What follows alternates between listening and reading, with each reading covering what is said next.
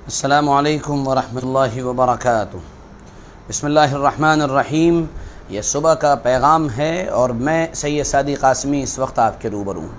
امید کرتا ہوں آپ سبھی حضرات بخیر ہوں گے، جہاں ہوں گے اچھے ہوں گے، اللہ آپ کو خوش رکھے۔ لوگوں میں کچھ لوگ جن کو اللہ تعالیٰ خاص صلاحیتوں سے نوازتے ہیں اور بہت ہی اعلیٰ درجے کا ذہن عطا فرماتے ہیں، وہ لوگ ڈاکٹری لائن میں اور ڈاکٹر یعنی جو پورا پیشہ ہے اس کے اندر چلے جاتے ہیں۔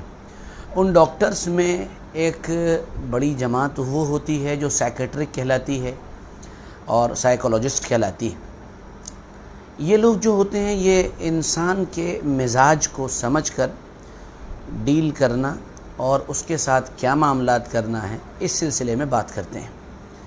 اس کے نتیجے میں یہ لوگ بہت باادب ہوتے ہیں، بہت سمجھدار ہوتے ہیں، بہت سوفسٹیکیٹڈ ہوتے ہیں۔ ایسے ہی ایک صاحب جنہوں نے اس طرح کے لوگوں کے ساتھ بڑا لمبا وقت گزارا ہے، سائیکولوجسٹ کے ساتھ 10 سال گزارے ہیں، انہوں نے اپنے کچھ تجربات ہمارے سامنے رکھے ہیں، اور وہ تجربات نچوڑ ہیں جناب رسول اللہ صلی اللہ علیہ وسلم کی تعلیمات کا اور باادب زندگی گزارنے کا۔ یاد رکھیے، ادب زندگی میں بہت ضروری ہے۔ ادب انسان میں خوبصورتی پیدا کرتا ہے، جس کو ہم ایٹیکیٹس کہتے ہیں۔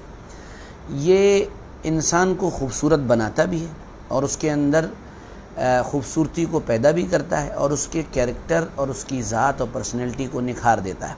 وہ صاحب اپنا تجربہ بیان کرتے ہوئے کہتے ہیں کہ میں 10 سال ایسے لوگوں کے ساتھ رہا ہوں جن کو سائیکولوجسٹ کہا جاتا ہے یا وہ یہ کام کرتے ہیں۔ ان کی زندگی کے کچھ تجربات آپ کے ساتھ میں شیئر کرتا ہوں۔ وہ مجھے بہت اچھے لگے، میرے پڑھنے میں آئے تھے، تو میں نے سوچا میں آپ کے ساتھ شیئر کروں۔ اس سے انسان کو اپنی اس معاشرتی زندگی میں بڑا فائدہ ہوتا ہے، سماجی زندگی میں اس کا بڑا فائدہ ہے۔ تو ہم بغیر دیر کیے شروع کرتے ہیں۔ وہ کہتے ہیں پہلی چیز میں نے جو ان لوگوں سے سیکھی ہے وہ یہ ہے کہ کسی بھی انسان کو ایک ہی وقت میں 2 بار سے زیادہ کال نہیں کرنی چاہیے۔ ایک مرتبہ تو ہو سکتا ہے وہ کال نہ اٹھائے، دوسری مرتبہ نہ اٹھانا یہ اس بات کی دلیل ہے کہ وہ کسی کام میں لگا ہوگا۔ اور ہمارے یہاں مہربان ایسے ہوتے ہیں، اللہ کا شکر ہے کہ جو ایک مرتبہ نہ اٹھے تو 10 مرتبہ کال کر دیتے ہیں۔ اللہ تعالیٰ رحم فرمائے۔ یہ ادب اور آداب اور ایٹیکیٹس کے خلاف ہے۔ نمبر 2، دوسری بات وہ کہتے ہیں کہ اگر کوئی آپ کو کھانے کی دعوت دے رہا ہے، آئیے کھانا کھائیں گے ہوٹل میں یا کسی بھی جگہ کھانا کھائیں گے، ریسٹورنٹ میں کھانا کھائیں گے، کسی ڈھابے پہ کھانا کھائیں گے، اور پیسے اس آدمی کو ادا کرنے ہیں، تو ہمیشہ ایک بات یاد رکھیے گا کہ کبھی مہنگا کھانا آرڈر مت کریے گا، کیونکہ ایسا کرنا اس بات کی نشانی اور دلیل ہے کہ آپ انتہائی چھچورے قسم کے انسان ہیں اور آپ نے اس سے پہلے کچھ کھایا نہیں۔ نمبر 3، تیسری بات وہ یہ کہتا ہے کہ کچھ سوالات ہم کو نہیں کرنے چاہیے۔ سوالات نہیں کرنے چاہیے مطلب مثال کے طور پر ایک آدمی کی عمر بہت زیادہ ہو گئی، آپ اس سے بیکار میں پوچھ رہے ہیں آپ کی شادی کیوں نہیں ہوئی اب تک؟ کسی کے یہاں اولاد نہیں ہے تو آپ اس سے کہہ رہے ہیں تمہارے یہاں بچے کیوں نہیں ہوئے ابھی تک؟ اسی طرح کسی کا گھر نہیں ہے تو یار تم نے گھر کیوں نہیں بنوایا ابھی تک؟ اور اسی طرح کہ آپ کے پاس اتنا سب کچھ ہے، آپ نے کار کیوں نہیں خریدی ابھی تک؟ اور اسی طرح کہ یار پیدل کیوں چلتے ہو، موٹر سائیکل کیوں نہیں خریدی ابھی تک؟ یہ اسٹوپڈ قسم کے سوالات ہیں، اور اس کا یہ کہنا ہے کہ آپ اس طرح کے سوالات ہرگز نہ کریں اور بالکل بھی نہ کریں، بالکل بچنا چاہیے اس طرح کے سوالات سے۔ ہماری تو گفتگو ہی اسی پر ہو جاتی ہے پوری۔ اور چوتھی چیز وہ یہ کہتا ہے کہ اگر کوئی آپ کے ساتھ سفر کر رہا ہے اور سفر کرتے ہوئے وہ آپ کا کرایہ دے دیتا ہے، بہت سے لوگ ہوتے ہیں آپ کا کرایہ دے دیتے ہیں، تو آپ کی اخلاقی ذمہ داری یہ بنتی ہے کہ آپ بھی اگلے موقع پر ان کا کرایہ ضرور ان کو دیں۔ ہمارے یہاں نارمل یہ ہے کہ اس نے کرایہ دے دیا، کوشش یہ ہوتی ہے کہ وہی کرایہ دیتا رہے۔ اگر کرایہ دینے کا موقع نہیں ملتا ہے آپ کو، تو پھر آپ کو یہ کرنا ہے کہ آپ کسی دوسری طرح اس کا یہ جو قرض ہے آپ کی طرف، یہ کہیے کہ اس نے آپ کو کے اوپر احسان کیا ہے، تو حل جزاء الاحسان الا الاحسان کے تحت یہ ضروری ہے کہ آپ اس قرض کو کسی دوسری طرح ادا کریں۔ مثال کے طور پر آپ اس کے یہاں کچھ کھانے پینے کی چیزیں لے جائیں، اور آپ اس کے لیے کچھ پہننے کا سامان لے جائیں، یا اگر موقع مل جائے تو اس کا کرایہ دے دیں۔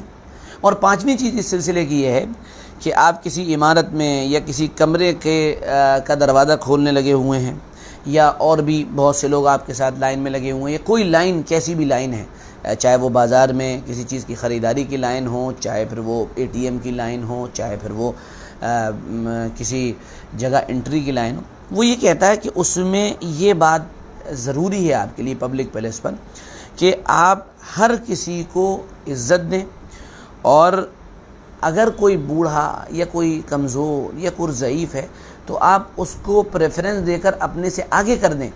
ایسا کرنے سے شاید آپ کو اندر جانے میں 1-2 منٹ کی دیری ہو جائے، لیکن ایسا کرنے سے آپ کی عزت میں اللہ اضافہ فرما دیں گے۔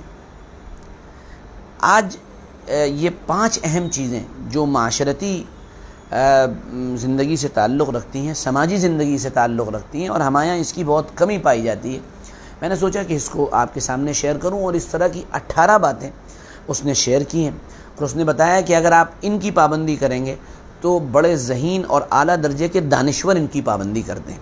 آپ بھی کریں گے تو آپ بھی دانشور کہلائیں گے، آپ بھی کہیں گے تو کریں گے تو آپ کی زندگی کے اندر بھی وہ خوبیاں، وہ خصوصیات اپنے اندر آتی چلی جائیں گی جو ان لوگوں کی زندگی کے اندر ہے۔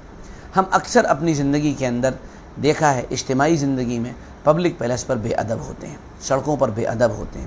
اللہ ہم کو سمجھ عطا فرمائے اور ادب والی زندگی، جو خوبصورت زندگی ہوتی ہے، وہ نصیب فرمائے۔ یاد رکھیے کہ ادب ہی سے انسان ہے، ادب جو نہ سیکھے وہ حیوان ہے۔